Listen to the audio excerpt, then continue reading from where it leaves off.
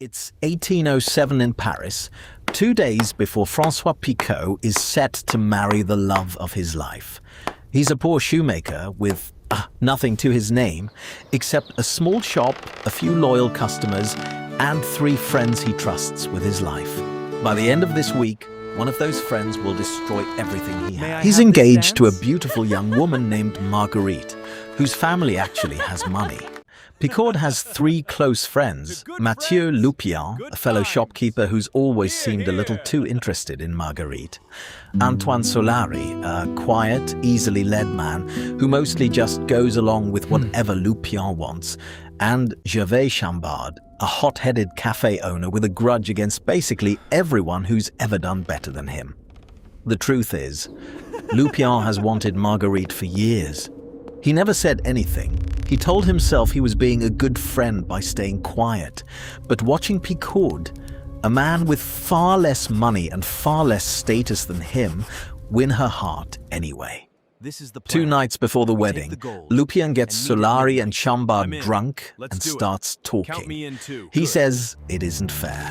He says a man like Picaud doesn't deserve a woman like Marguerite.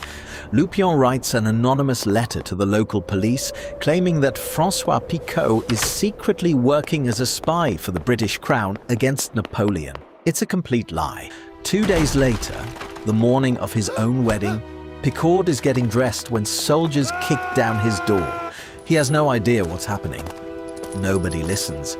They drag him out in chains while his neighbors watch in stunned silence. A massive stone prison carved into the mountains, a place built specifically so that no one could ever escape, and just as importantly, so no one could ever be found. There's no trial, no formal charge he's ever shown, just a cell, a locked door, and silence. Weeks turn into months, months turn into years.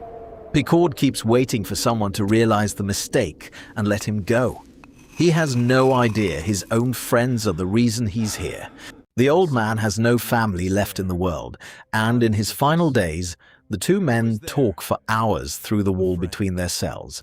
Tori tells Picaud something he's never told another living soul. Buried in Milan is a fortune in gold and jewels. One day, without explanation, the guards unlock his cell and tell him he's free to go. He walks out into daylight for the first time in 7 years to Milan and finds exactly what Father Tori described. Buried beneath an old ruin, a chest full of gold coins and jewels that instantly makes him one of the wealthiest men in Europe, quietly, under a false name, telling no one who he really is. Posing as a wealthy stranger, Picaud learns that his own father, believing his son was a traitor to France, died of a broken heart, while Picaud was still locked away, never knowing the truth. His friends betrayed him. 7 years in a stone cell teaches a man patience. Picaud decides revenge isn't something you rush, it's something you build, brick by brick, quietly and completely. Under a new identity, he gets close to a wealthy man who owes Loupien a favor, and slowly plants just enough doubt to turn him against his own benefactor. The first crack. Solari goes first. A gift of poisoned wine, everyone! Drunk in a toast at a celebration, never knowing it's his last. Chambard is next, framed for a robbery he didn't commit, dragged away in chains, the same fate he helped inflict on Picaud 13 years earlier.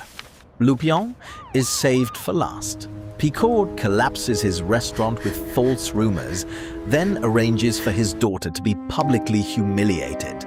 Within a year, Loupien has lost everything: his business, his name, his family, with no idea who's behind it. Finally, a masked stranger confronts him in his empty house. The mask comes off. It's Picaud. He doesn't raise a hand, just tells Loupien everything and leaves him with the truth. Shortly after, Loupien is killed in an unrelated robbery. Picaud's revenge outliving even his own restraint.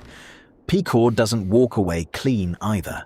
Chambard's associates eventually trace it back to him and he's killed in turn.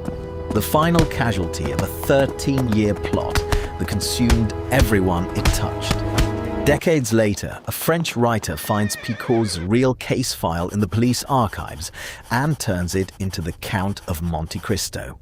Edmond Dantes got his happy ending. The real Picaud never did.